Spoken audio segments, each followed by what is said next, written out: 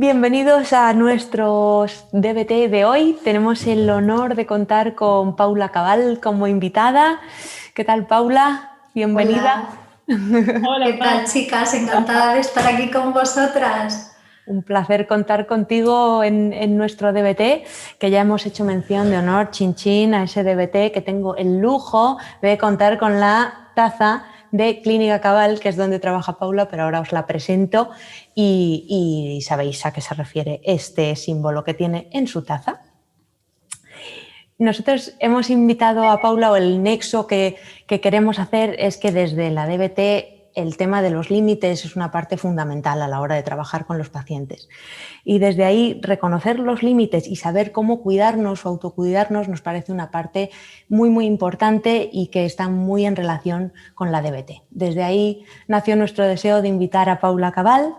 Ella es psicóloga general sanitaria, es especialista en psicoterapia integrada de los trastornos de personalidad y psicoterapia integradora infantil. Dirige Clínica Cabal, que es la clínica en la que ella trabaja, dirige junto con sus compañeras y es cofundadora también del proyecto Un Lugar Seguro junto con Gemma García, del que ahora nos hablará un poquito más. Tiene también una escuela online, que es la escuela online El Faro, entonces por eso aquí está el Faro de Clínica Cabal, que me parece que es un símbolo bien bonito para darnos un poco de guía e iluminación en ese camino de la formación. Sin más rodeos, Paula, nuestra primera pregunta para ti sería ¿cómo llegaste a darle tú un espacio específico, también en tu espacio laboral, al autocuidado?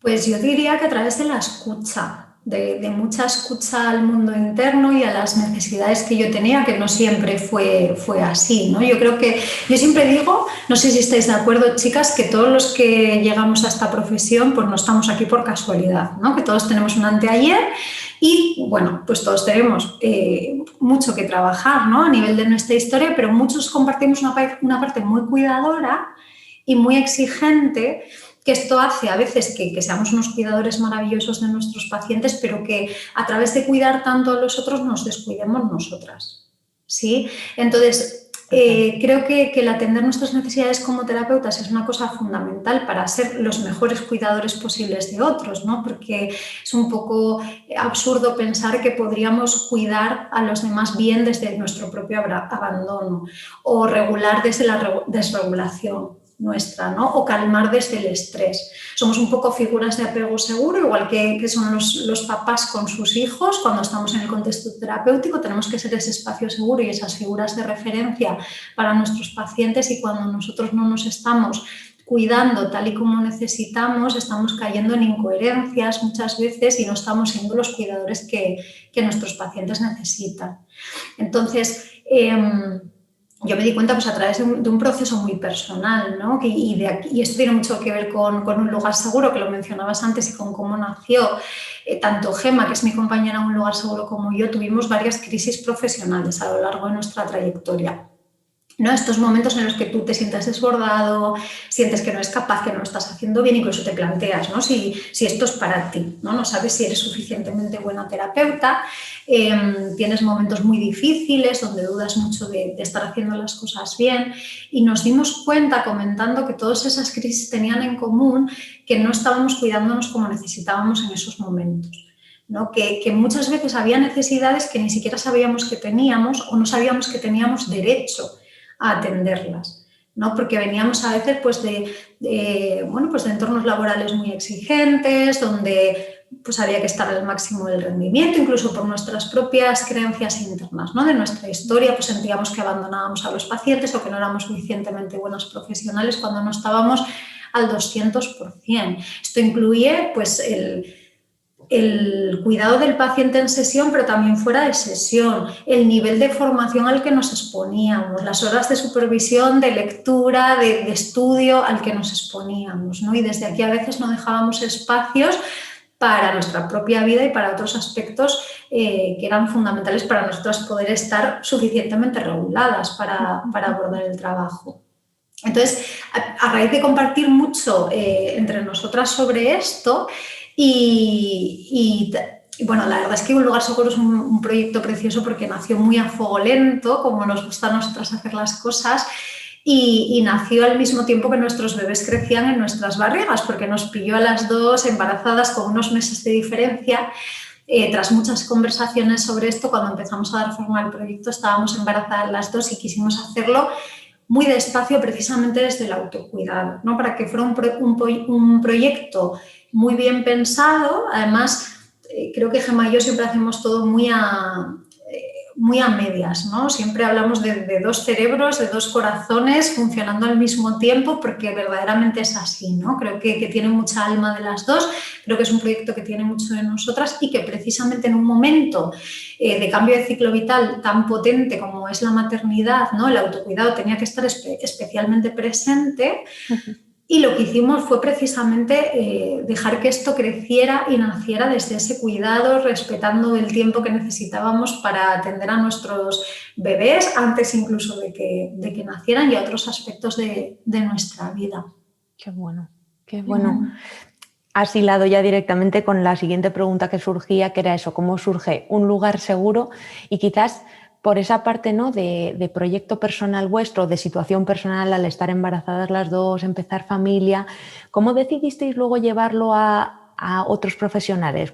¿O cuál fue también vuestra experiencia al empezar a compartirlo quizás con otros profesionales, ¿no? Es decir, ostras, pues de aquí parece que no es solo nuestra necesidad.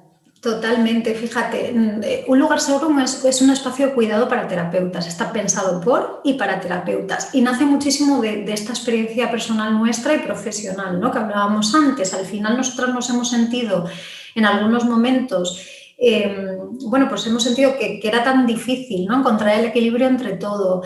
Lo hemos pasado mal, las cosas como son. Ha habido momentos muy duros en nuestras trayectorias, ¿no? Pero precisamente por esa experiencia, que lo que vimos es que era muy compartida con muchos otros compañeros, quisimos encontrar ese espacio de cuidado. Yo personalmente, el caso de Gemma es un poco distinto para su suerte, pero yo personalmente en mis inicios me sentí muy sola.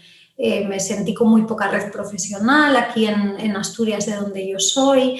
Y también esto es una cosa que noto que me devuelven mucho las personas que forman parte de la red de un lugar seguro, ¿no? La sensación de acompañamiento y la sensación de dar en el clavo. Nosotros tenemos unos grupos de autocuidado del terapeuta, que son unos grupos reducidos de varias sesiones donde trabajamos aspectos relacionados con el autocuidado profesional en función también un poquito de la historia de vida de cada uno.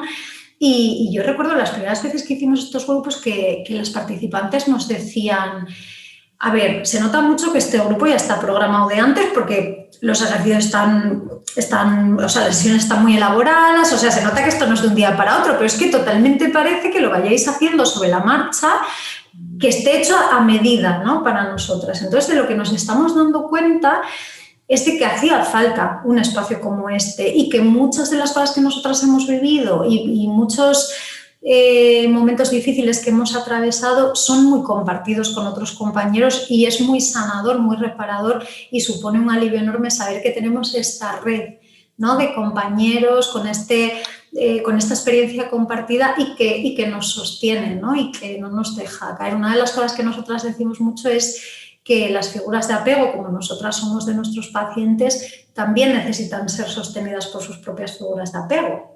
Entonces, en este sentido, la red profesional, que es uno de los pilares en los que se basa un lugar seguro, es tremendamente importante, ¿no? Y nos damos cuenta un poco de esto, de que en el fondo no estamos tan solas y tan solos como pensamos, sino que hay muchos terapeutas haciendo las cosas con mucha buena fe, con mucho mimo, con mucho cuidado y sintiendo muchas de las dificultades a las que nosotras nos enfrentamos, ¿no? Yo siempre les digo a las chicas y chicos de los grupos que como yo ya he pasado por ahí, ¿no? O sea, cuando están fatal, ¿no?, pasándolo fatal y me dicen: ay, Paula, es que esto no sé si voy a llegar algún día, ¿no?, a cuidarme como me gustaría, a estos objetivos, a estos tal. Y yo le digo: claro que se puede, si esto la idea es que no tardes tanto tiempo como yo necesité, ¿no? Ojalá alguien me hubiese acompañado a mí en este proceso y me hubiese ayudado a ver todo lo que yo en aquel momento no podía ver. Y si a mí me llevó pues 8 años, ojalá que a ti te lleve 4 o 3 o 2. Esta es la idea de un lugar seguro, ¿no? Qué bueno, fantástico. Y desde ahí, Paula, ¿tú cuáles son las señales que podrías identificar, ¿no?, como terapeutas cuando empezamos a sobrecargarnos ¿Dónde mirar o qué es lo que empezamos a notar que es, oye, esto debería de dedicarme tiempo para mí? ¿Cuáles Ujú. serían las primeras señales, los prodrómos? Pues claro, hay señales, bueno, ya sabéis que nuestro mundo interno, por mucho que nos empeñemos en ignorarle, ¿no? Y en mirar hacia otro lado, ya él nos hace llegar el mensaje de una forma u otra, ¿no? A través de cualquier síntoma posible o a través de cualquier dolencia física incluso. Entonces, bueno, tenemos que estar muy atentos a muchas señales, pero a veces las más básicas son algo tan sencillo como que yo ya no esté tan motivada, me cueste ir a trabajar, me empiece a aburrir en las sesiones. A veces ya son cosas más acuciantes, no puedo tener síntomas de estrés, agotamiento. A veces veo un paciente y tengo la sensación de haberlo visto ayer. Y digo, ostras, pero si tengo ya a fulanito o a fulanita y no he pensado en él desde la última sesión. Es como si lo hubiera visto ayer en la agenda y no lo he visto. Pero claro, no has tenido espacio, ¿no? Esto es muy importante. Yo siempre digo que igual que los pacientes necesitan tiempo entre sesión y sesión para tenernos en mente, para pensar en la terapia, para mentalizar, ¿no? Y para reflexionar sobre su propio proceso terapéutico, nosotros tenemos que tener en mente a los pacientes entre sesiones, tenemos que mentalizarlos. El paciente necesita sentirse visto y sentido en la sesión, pero también entre sesiones. Y pensado, porque eso se nota además. Los pacientes pueden tener patología, pero de tontos no tienen un pelo. Y no pensemos, no nos creamos terapeutas superpoderosos que engañamos a nadie. Si tú tienes esta sensación de que no has pensado en tu paciente o que lo has visto ayer, tu paciente va a saberlo. A lo mejor no va a llegar a eso de forma explícita, pero va a haber una cierta incomodidad implícita en la sesión, ¿no? Este puede ser otro síntoma, si de repente notas que te atascas mucho en los casos, que los pacientes empiezan a abandonar, es que quizás tú, a través de no cuidarte, tú no estás pudiendo cuidar de tus pacientes como necesitan. Eso es muy interesante lo que dices, ¿no? Al final, si pensamos, no, yo no tengo tiempo para cuidarme a mí, bastante mis pacientes, pero no cuidándome a mí, no le estoy dando el servicio que me gustaría. Exacto. Claro, claro. A veces esto, fíjate, yo creo que también esto es algo muy, muy occidental, ¿no? Aparte de la historia personal de cada uno, que por supuesto tiene mucho que ver, yo creo que en la sociedad que vivimos parece que hasta esto se premia, ¿no? El no tener tiempo, el vivir súper estresado, el estar a tope, incluso que puede ser señal de éxito, ¿no? Que tú estés viendo muchos pacientes y bueno, nada más lejos de la realidad, ¿no? Mi modo de verlo, porque tú no tienes que pensar cuántos pacientes te caben en la agenda, porque no son los que te caben en la agenda físicamente, sino cuántos pacientes me caben en la agenda respetando. Lo primero, dando una atención de calidad, porque esa sesión no es esa hora de sesión. Es que ese paciente, si necesita hablar conmigo entre sesiones o que yo le responda un email o tener una conversación telefónica, aparte del tiempo de preparación de sesión, de pensar en el caso, de supervisar el caso, de leer para ese caso, formación, etcétera, etcétera, ¿no? Tendemos un poco a no incluir todo ese tiempo en la agenda. A veces planificamos la agenda en función de las horas asistenciales y se nos olvida que el trabajo en psicoterapia va mucho más allá de las horas asistenciales. De hecho, yo casi diría que es lo de menos. El tiempo asistencial, ¿no? Que el trabajo gordo en el que hay que invertir tiempo está más allá de la sesión.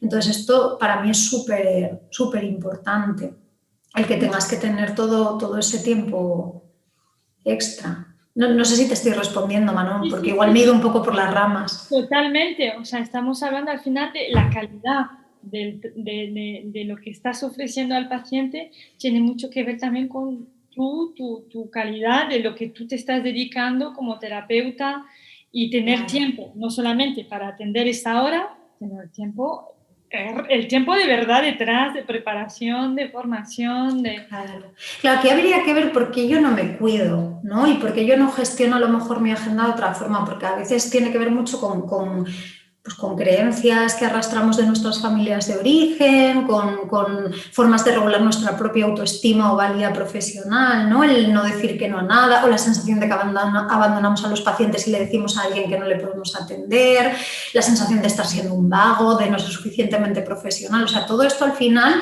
son cosas que pueden resonar más o menos con cada uno de nosotros, pero siempre hay una explicación. ¿no? Para estas cosas que a lo mejor no hacemos del todo bien. A veces también incluso nos tenemos que mirar nuestros propios egos y nuestros propios narcisismos, porque fíjate que hay una línea muy fina, ¿no?, entre el sobrecuidar a mis pacientes y creer que yo soy la todopoderosa que puede hacerse cargo de todo, salvar a todo el mundo y que además no necesito casi ni tener vida, porque fíjate, ¿no?, que esto también es como muy el terapeuta ultra sacrificado, ¿no?, que no tiene vida personal porque lo dedica todo a su trabajo, a su carrera, a sus pacientes, y esto es muy, muy, muy peligroso, ¿no? Entonces, una de las cosas que hacemos desde un lugar seguro, o sea, nosotras tenemos 3 pilares fundamentales que son la supervisión, la formación y la terapia para terapeutas, ¿no?, el trabajo personal. Entonces, aquí el trabajo personal, en esto que estamos hablando, es de una relevancia ineludible, porque si nosotras no andamos en todo esto que todas traemos de una forma u otra, será muy fácil que caigamos en estas trampas, en unas o en otras, en no cogerme vacaciones o cogerme pocas, o porque me siento culpable si me las cojo, o es que, madre mía, qué poco profesional es esto, qué van a pensar mis pacientes, es que qué van a hacer sin mí 15 días. Yo qué sé, cada uno se nos activan unas cosas, pero es súper fácil caer en estas trampas, ¿no? Si no estamos mirando mucho hacia adentro, trabajando mucho en nuestra historia, y esto es fundamental. Incluso la propia formación, que es uno de nuestros pilares, todo esto siempre desde el prisma del autocuidado y la red, ¿no?, que hablábamos antes, pero incluso la formación, que es uno de nuestros pilares, nosotras siempre decimos que esto hay que vigilarlo un montón, porque ¿cuántos no caemos o hemos caído en algún momento en formarnos compulsivamente para regular nuestra sensación de competencia, porque sentimos que así seremos mejores terapeutas, que no estamos haciendo lo suficientemente bien y lo que hacemos es fin de semana tras fin de semana apuntarnos a un curso diferente, con lo que no descansamos, no integramos los contenidos, ¿no? Entonces, no es tanto lo que hago, sino desde dónde lo hago. No es que yo no tenga que hacer cursos porque me tengo que cuidar, sino que yo pueda decidir de una forma consciente para hacer las cosas de una forma coherente, ¿no? Buscando un cuidado de mí como terapeuta, y por tanto un cuidado de mis pacientes, ¿no?, a través de cuidarme yo. Es muy fácil caer en el doble vínculo también si no hacemos esto. A veces les vendemos una cosa desde el canal verbal a los pacientes, pero somos modelo para ellos también y estamos haciendo otra cosa. Yo recuerdo, yo tuve un clic una vez porque yo estaba a las 9 de la noche aquí sentada en mi consulta contándole el rollo del autocuidado a una paciente y yo dije, pero vamos a ver, Paula, pero si es que esto no tiene ningún sentido, pues es que si la vas a volver loca a la pobre mujer diciéndole que se cuide, pero estando aquí pasando consulta a las 9 de la noche, ¿qué haces aquí? Vete a tu casa. Esto no tiene sentido, ¿no? Entonces, a veces también hay que meter la pata porque somos humanos y de los errores también podemos aprender. Yo utilicé aquello para la siguiente sesión, de reparar aquello y plantearle precisamente esto a esta paciente, ¿no? Y decirle, pues fíjate cómo me ha ayudado esto, porque me he dado cuenta de que yo esto no lo estoy haciendo bien y que además te perjudico si hago esto, pero te cuento esto otro, ¿no? Entonces, ¿qué opinas? ¿Cómo podemos resolver esto? ¿Cómo te llega esto que te estoy contando? Y esto fue muchísimo más terapéutico para ella que todo el autocuidado que pudiera haber trabajado, ¿no?, con ella como paciente. Entonces, esto es súper importante también. Creo que es valiosísimo. Te voy a interrumpir un segundín, Manon, por marcar esto, que igualmente, ¿no?, y que desde muchos enfoques lo hacemos, pero que en DBT también juega un papel fundamental, ¿no? Esa apertura de los límites no es solo para, te lo digo, al paciente, sino precisamente el ejemplo que acabas de poner me parece oro, porque ese es como lo trabajaríamos, el tomo conciencia de mis propios límites o de que he traspasado mis propios límites para llevarlo a sesión y trabajarlo contigo y ¿no?, desde mi apertura respecto a este límite trabajamos tus temas y lo focalizamos. Entonces, ¿no?, que es como que siempre es un trabajo por ambas partes y que tenemos esa responsabilidad de mirarnos nuestros propios temas para poder estar mejor al servicio de los pacientes, pero que desde ahí es tan importante cuidarlo. Pero me parece súper importante resaltar eso, que no es, ay, ya he cometido un fallo, he hecho un error, hay que liquidarlo, quitarlo, borrarlo. No, usémoslo para trabajar con los pacientes. Estos son valiosísimas oportunidades, ¿no? Si sabemos reconducirlas, claro. Esto es como con los papás y las mamás, ¿no? Esto que decía Winnicott de que los niños no necesitan madres perfectas, sino madres suficientemente buenas, ¿sí? Yo esto se lo he dicho mucho a las familias trabajando, pero desde que yo soy madre no hay día que yo no me recuerde a Winnicott con esta frase, ¿no? Porque es que esto es fundamental y si nosotros fuéramos terapeutas perfectas, dejaríamos un espacio muy pobre para manejar conflictos reales que se dan en la vida, frustraciones reales que se dan en la vida, aprendizajes reales y necesidad de poner límites y de ser flexible a veces con esos límites, ¿no? Que se dan en la vida real, con lo cual flaco favor les haríamos a nuestros pacientes. Ahora, igual que los papás con sus hijos, para un apego seguro no es un no voy a fallar nunca, sino voy a cometer errores, pero voy a ser consciente de ellos y voy a repararlos. Voy a hacer todo lo posible por repararlos. Y de esto se trata. A veces estos momentos de crisis, como en la vida misma, ¿no? son oportunidades enormes de aprendizaje, pero hay que saber verlos.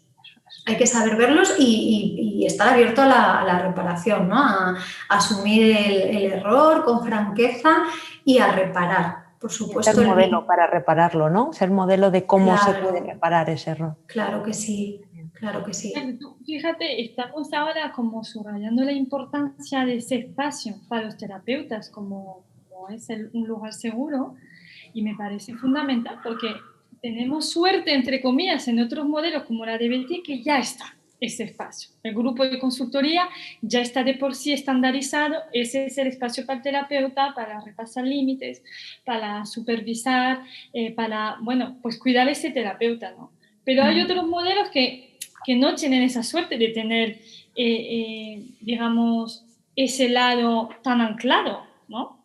Y desde ahí que, joder, pues una iniciativa como un lugar seguro es dar ese espacio, porque es importante, pero para todos, y no solamente aquellos que están hasta arriba, sino también aquellos que están empezando, para aprender, para realmente hacer un buen trabajo. Y desde la DBT, que es una terapia que ya está comprobado y comprobadísimo, además nació en Estados Unidos, donde es trabajar, ya se dieron cuenta de, aquí hay que cuidar al terapeuta, que el burnout llega y eso afecta al paciente y a uno mismo, claro. y no. Claro. Entonces, como que normalizar eso de ese espacio para el terapeuta como algo que hace falta, igual que hace falta formación, también hace falta ese espacio. Y normalizarlo y crearlo y tener ese espacio, joder, pues es un lujo, la verdad. Es así, fíjate, yo diría que es un espacio completamente necesario. De hecho, bueno, vosotras lo sabéis bien, ¿no? Carla, que viene de muchos años de experiencia en Berlín, y tú, Manon, ¿no? Que estáis de estar por otros países europeos.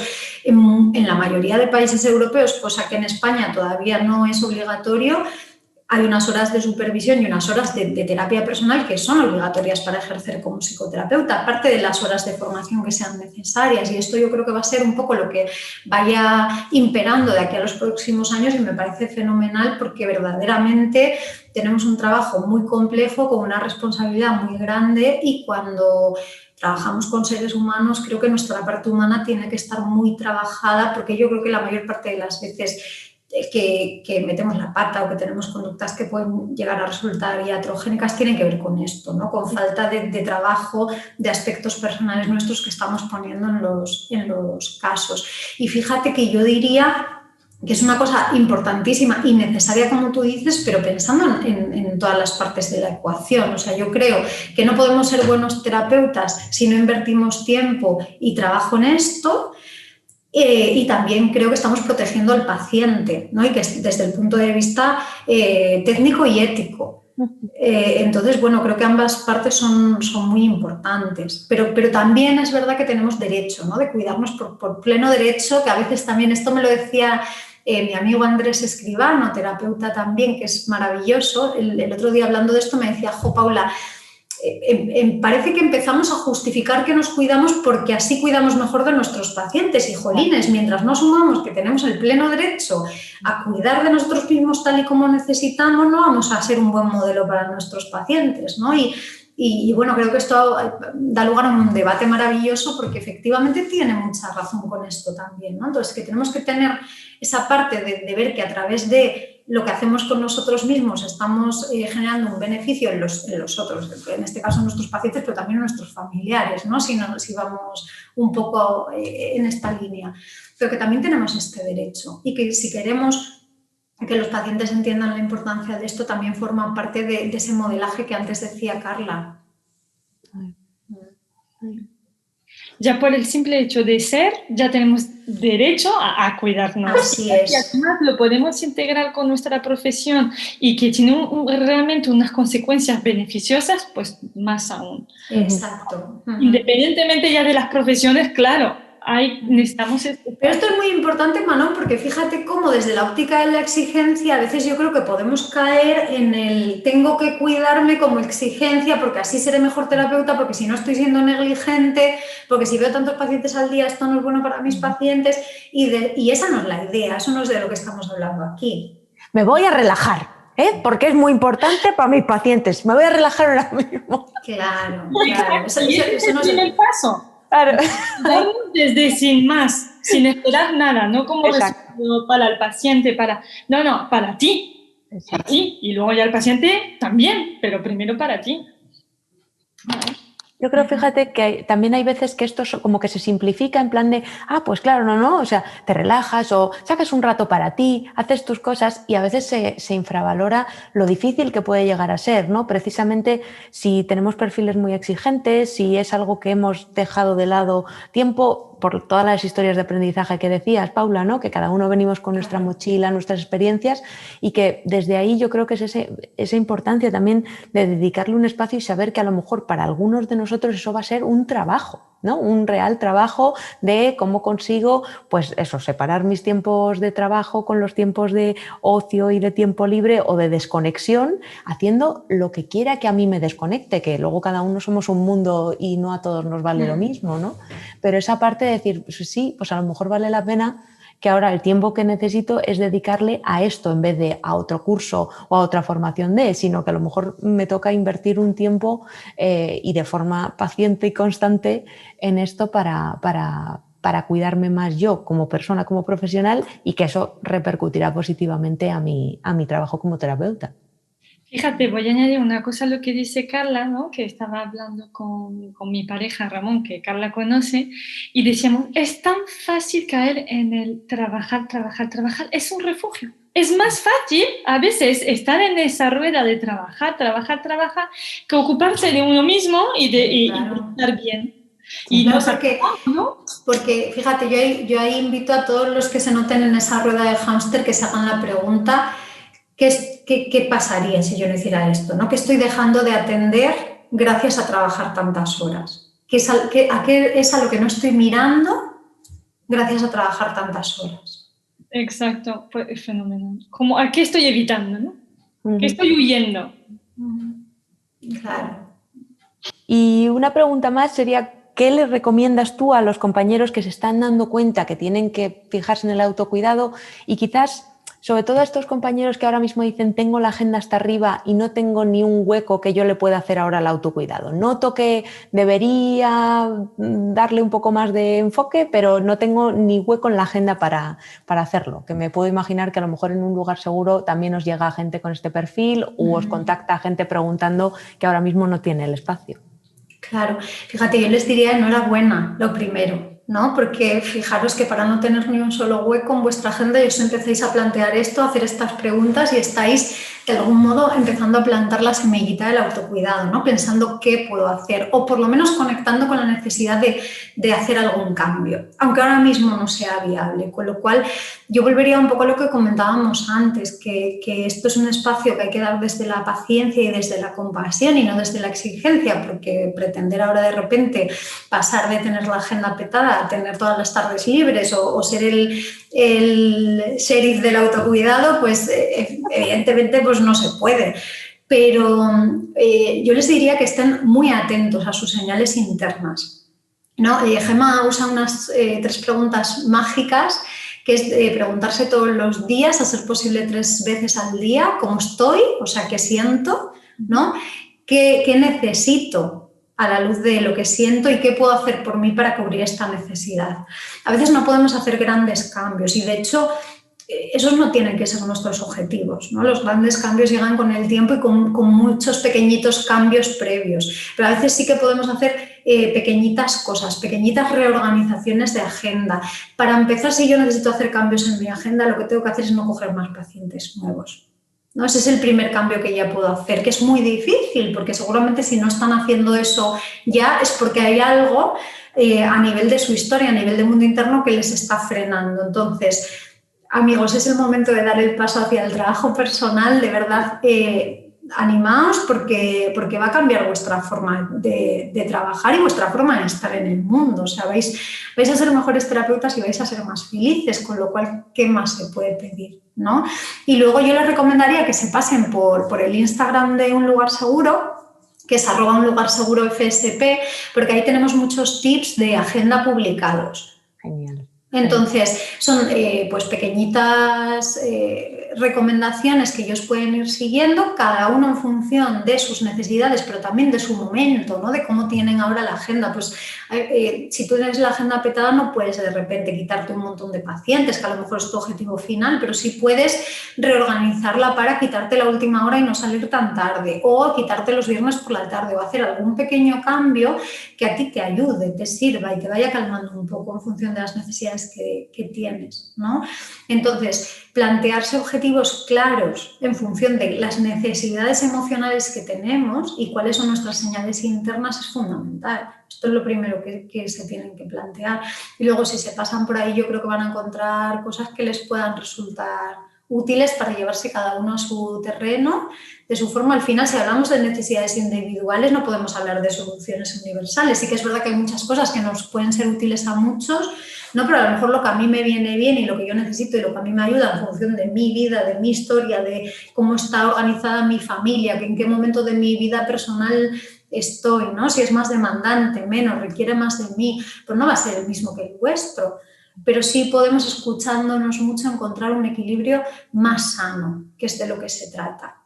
Y empezar a hacer cambios a largo plazo. O sea, yo recomiendo mucho que piensen a futuro y que piensen qué terapeuta quiero ser, ¿no? De aquí a un tiempo. Fantástico, fantástico.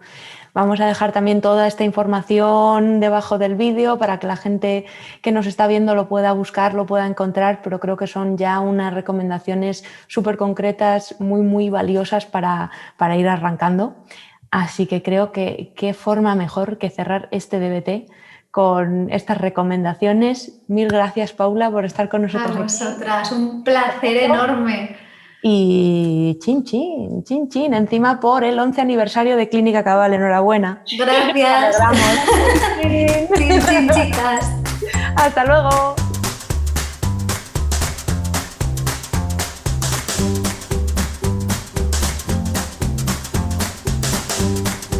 Y ahí la doble grabación nos salvó y desde entonces hemos dicho doble siempre.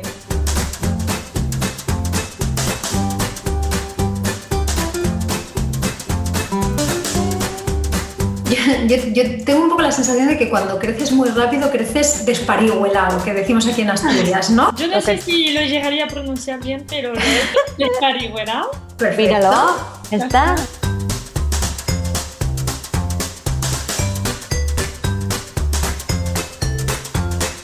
Núñez tú, Núñez. Núñez tú, ¿qué vas a hacer?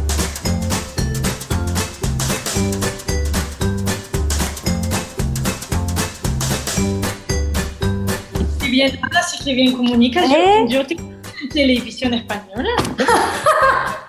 Totalmente de acuerdo.